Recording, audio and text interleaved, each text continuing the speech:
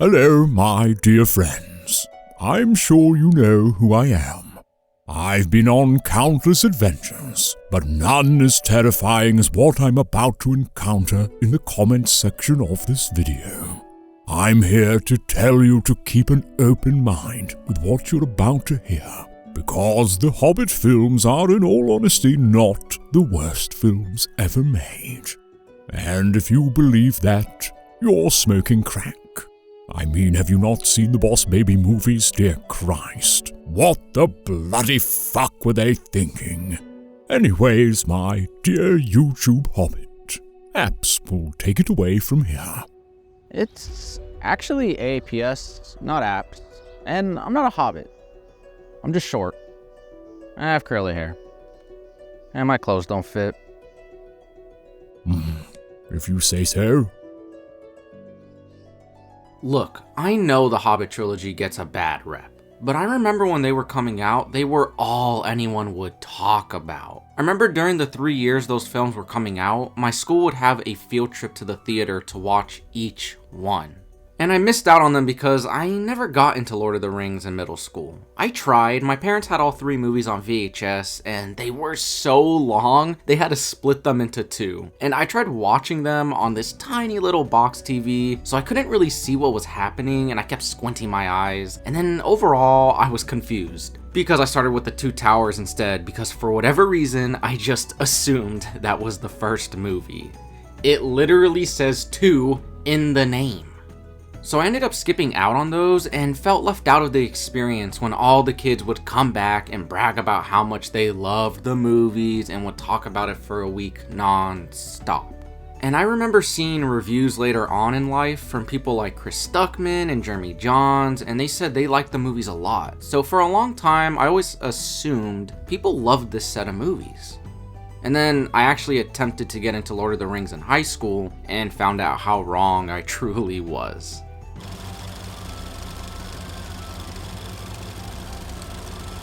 We all know the behind the scenes drama, but we'll do a quick summary because it comes into play a little bit later with how I feel overall about the series. The too long didn't read version is Peter Jackson originally wanted to adapt The Hobbit first in the 90s before Lord of the Rings. But he could not secure the rights from United Artists, so he started pre-production on the Lord of the Rings trilogy in 1997 and then began filming in 1999. Eventually the rights were given to New Line and MGM, and they reached out to Jackson, but Jackson sued New Line over pay disputes from the Lord of the Rings trilogy. Eventually everything got sorted out, but Jackson only wanted to produce the film, not direct. So in 2008, pre-production began when they reached out to Guillermo del Toro to direct a 2-part film. And he had some really interesting ideas. He wanted to have sky replacements where the backdrops were hand-painted skies. He wanted Smaug to be very different looking from a traditional dragon we've seen before. And he wanted to basically make his first movie the entirety of the Hobbit book, and the second one being more of a Gandalf spin-off where you see his side quest he was on, then ending in the Battle of the 5 Armies.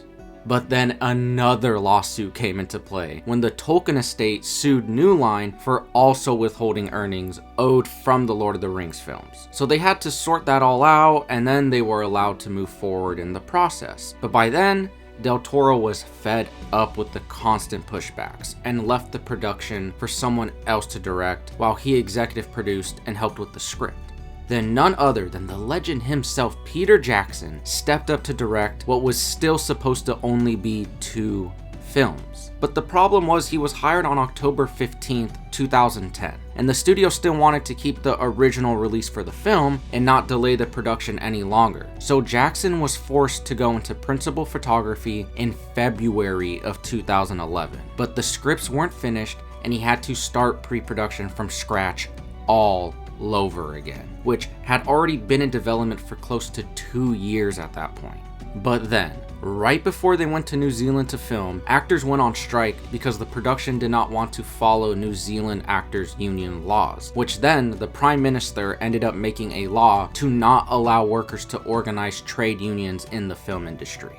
Basically, the whole situation was fucked and way too complicated to explain in 2 sentences. But production wasn't delayed any further, but when they did begin filming, it was under scrutiny from all the locals. Our last major issue arrived when Jackson, for whatever reason, decided to make 3 films instead of 2. I know a lot of people want to say it's because of greed and money, but I don't believe so. On the studio's part, sure, but Jackson?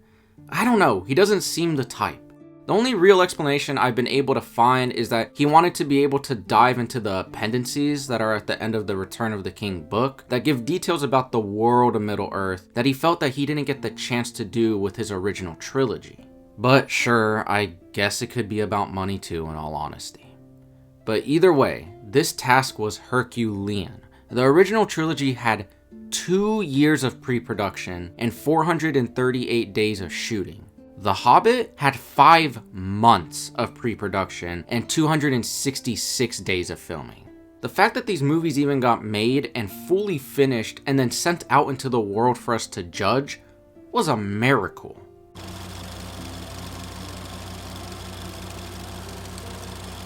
As stated earlier, all I remember about the perception people had towards these movies when they came out was positive. And as I dig deeper into figuring out why people have such a genuine, strong hate for these movies, I realized it came down to this. A few people blew it out of proportion for article clicks and views on YouTube. Then the whole perception changed to people believing these movies are unwatchable garbage, when in reality, I do believe most people actually like the first 2 movies and dislike the last one. And with conversations I've had with my friend, he felt the same way. And as I have plunged into forums outside of YouTube like Reddit and Quora, I see most people talking more positively about this trilogy while also not being blind to the obvious flaws that are present. In fact, I'm so utterly shocked at how there's not a single positive Hobbit trilogy video essay out there on YouTube. Trust me, I've looked.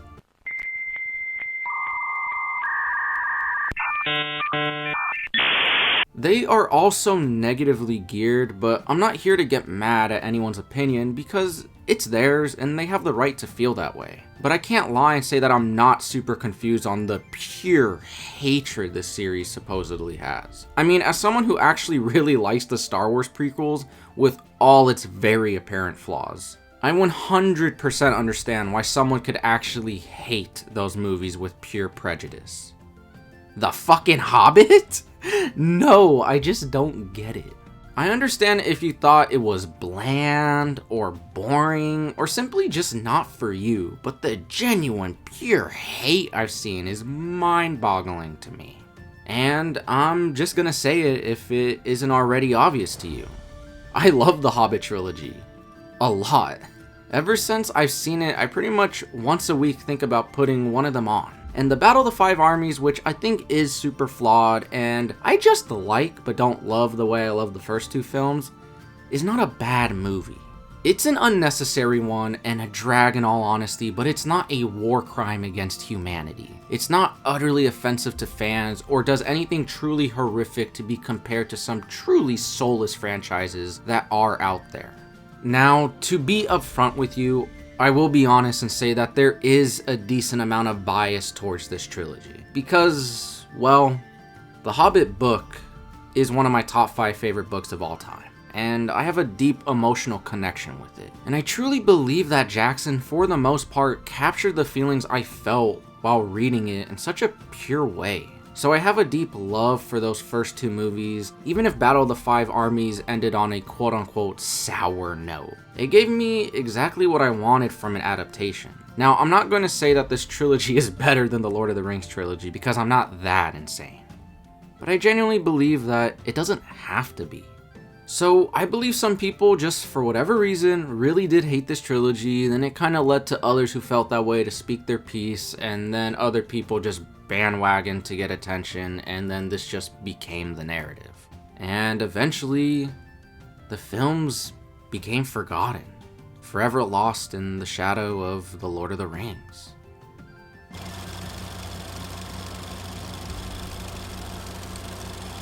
The truth is, the Hobbit movies are flawed, but not to an unwatchable degree. Is there pacing issues in the first and last film? Absolutely. Are there way more characters than there should be?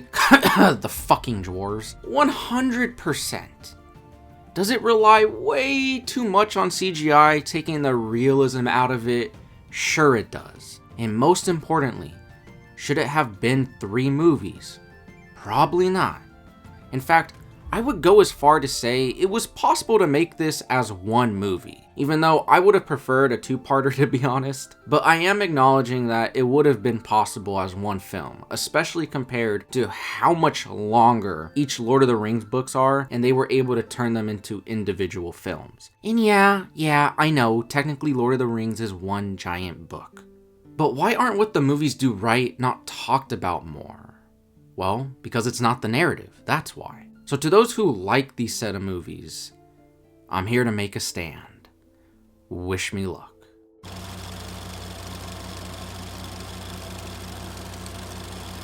If you look at all of these films, there is honestly so much to love and appreciate. For starters, the casting of Martin Freeman as Bilbo Baggins has to be one of the greatest castings I've ever gotten to see in my lifetime. He is such a brilliant leading man and adds so much nuance and lovability to his portrayal. I love his little physical mannerisms and quirks, and how he is so emotionally vulnerable, and how he is constantly having anxiety because he is not prepared for the dangers he's facing. I think he really brought the Bilbo I love from the books alive while also making it his own. And his character arc is just as heartwarming and impactful as it is in the book.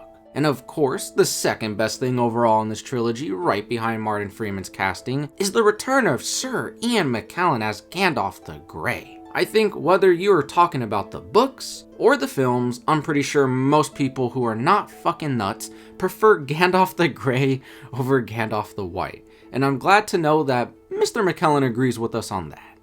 I'm just glad it was Gandalf the Grey and not Gandalf the White, because there are 2 Gandalfs in The Lord of the Rings, you know, that when he's resurrected as Gandalf the White, he's a rather... Well, Peter Jackson, I didn't particularly like him as a person. So. I think the fact that we got 3 whole extra movies with Gandalf the Grey makes this trilogy worth watching. I do feel bad for McKellen having to film most of his scenes on a green screen, but damn it, that man can act because he gives it his all in these movies. The last major casting that I thought was incredible was Richard Armitage, and I know I butchered that, I'm sorry, as Thorin. The guy was fearsome, aggravating, endearing, and inspiring all at the same time. And if we're talking about some of the best aspects of these films, we have to talk about Jackson's direction, because the man still proves he can make a gorgeous looking film. His signature over-the-head camera movements still feel grand, his command of hand/weapon combat is still creative and thrilling, and his understanding of what makes an audience connect to characters is still there. For the most part.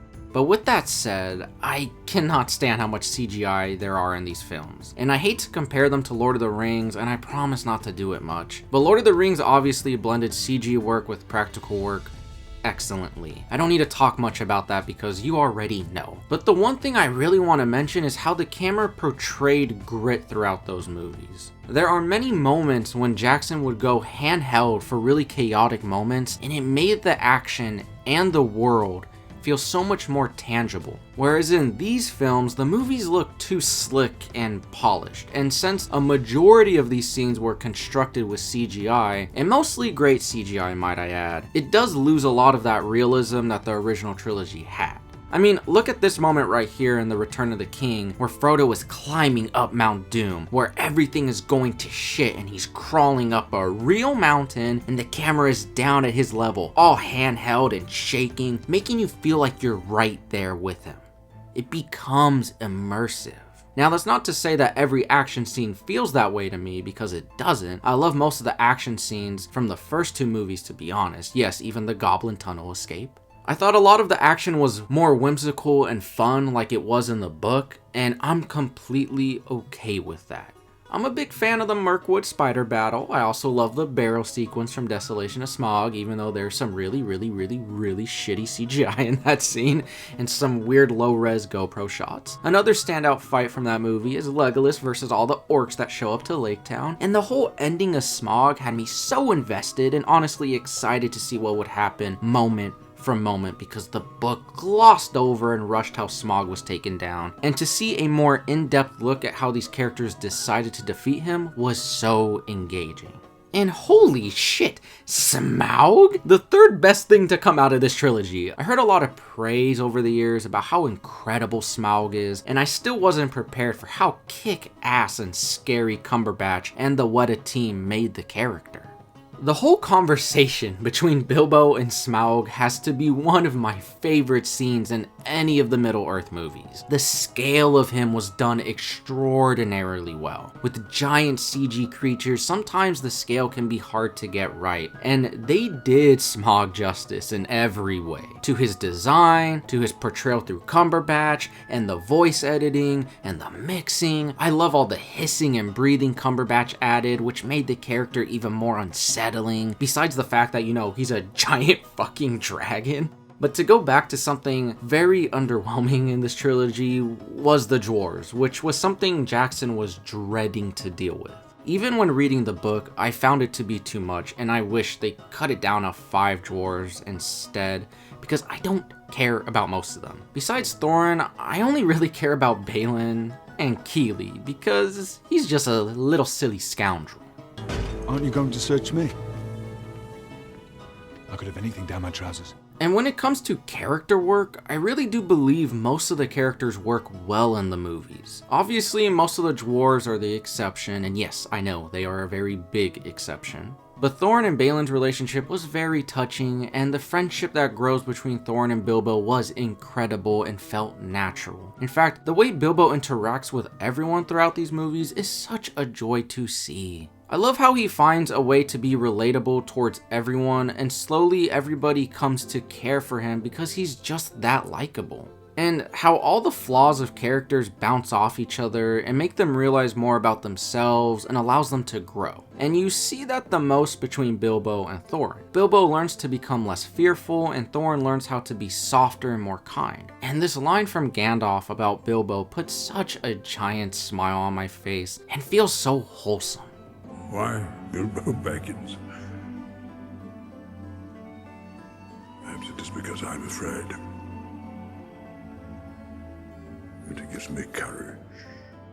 When it comes to pacing throughout the 3 movies, I actually don't mind how Unexpected Journey is a bit of a drag. I think the first 30-ish minutes might be a little slower than it needed to be, but that last hour especially is really fun and faster paced. Overall, the movie could have been probably 30 minutes or even an hour shorter, to be honest. Desolation of Smaug, though, I think is perfectly paced and holds the tension from start to finish superbly. And of course, the black sheep of the trilogy, Battle of the Five Armies, is oddly paced for sure, especially when you're in the middle of the second half and they all stop fighting for a bit. Then the way the final battle is spread out is exhausting and not as thrilling as I hoped it to be. And I completely understand how most people would be turned off by the unnecessary length and the questionable pacing of these films, so I can't blame them too much for believing them to be boring. But me personally, I simply love the world of Middle-earth and the way Jackson creates it, that I can't help but be okay with sitting around watching these characters do their thing in the backdrop of a universe I love so much.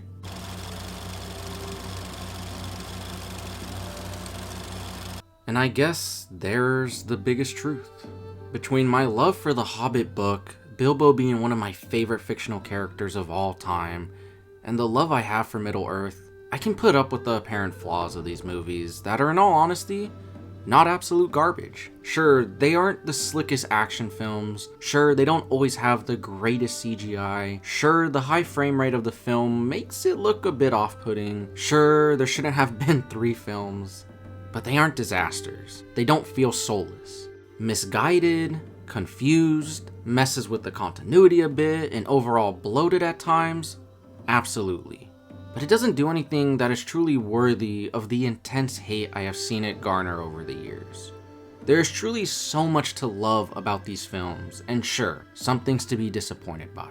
And I am able to also sympathize with Jackson, having to put together 3 films in under a year basically, with almost no genuine prep time, causing him to make up the movies as he went along. And the fact that these films are comprehensible proves that this truly could have been a bigger disaster than most people realize. I mean, the man got stomach ulcers making this, for fuck's sake, having to be sent to the hospital, delaying shooting again.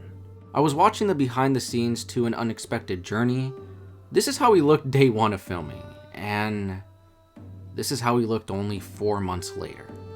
It breaks my heart and makes me appreciate these films a whole lot more when I watch them, and gives me a different level of appreciation as well. So I encourage you to maybe give them another chance if you haven't watched them in a while. And don't allow them to be lost to time, because they don't deserve that. But that's enough for me. Gandalf, do you have anything else to say? Please like and subscribe, or your mother is a hoe.